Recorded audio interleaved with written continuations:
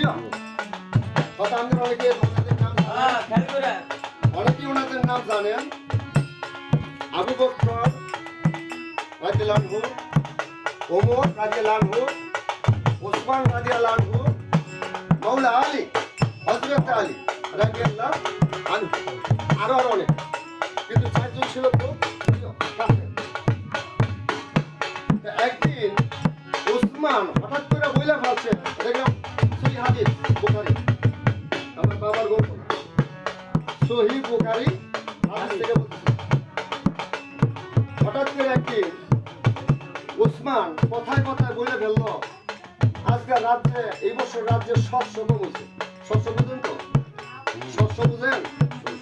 বুঝেন না, কিন্তু শস্য বুঝেন না মানে ফসল আছে, ছোট শৌচানা শস্য, এখানেই বুঝার বিষয়। তো ওসমান একদিন হঠাৎ করে বলতেছে, এবার রাজ্যে যে শস্য কম হয়েছে, রাজ্য পরিচালনা জানি কত কষ্ট।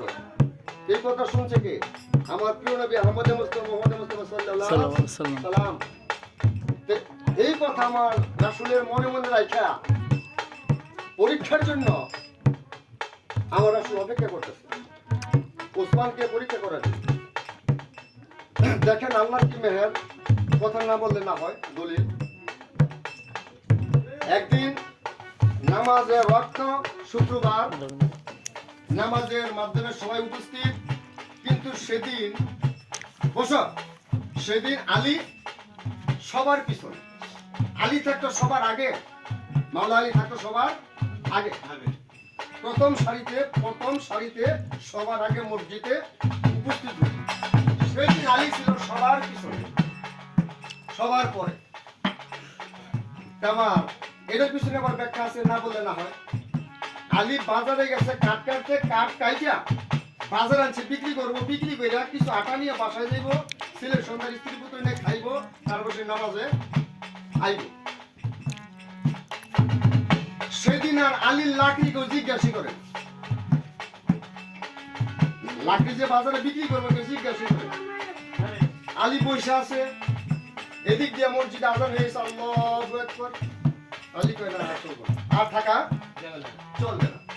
ওই লাকড়ির পূজা বাজারে রাখে মাওলা আলী বাড়ি চলে গেছে। বাড়ি চলে গিয়া গোসল কইরা উজু কইরা নামাজের জন্য রওনা হইছে। পিছন থেকে ছোট আম্মা ফাতেমা বলতেছে, নামাজে যাবে, ঘরে কিছু নাই, কিন্তু খাবার দিতে পারলাম না, যাক এই এক গ্লাস পানি, একটু এক গ্লাস পানি। তো মাওলা আলী সেদিন ওই এক গ্লাস পানি খেয়ে মসজিদে রওনা হয়েছে। এই জন্য সেদিন ওনায় সবার পিছনে বসে এবং শেষ কাতারে। এখন নামাজের শেষে, আচ্ছা এই যে ঘটনাটা ঘটছে আমার নবীজি কি জানে না কিছু? সবাই জানে। তা আমার নবী করিম সাল্লাল্লাহু আলাইহি সাল্লাম নামাজের পর সবাইকে জিজ্ঞেস করতেছে, এই আবু বকর, তুমি আজকে কি খাইছো সকালে নাস্তা? সবাই অবাক হয়ে গেল, এই কথা তো রাসূল কোনোদিন জিজ্ঞেস করে নাই, এই কথা কোনোদিনও জিজ্ঞেস করে নাই।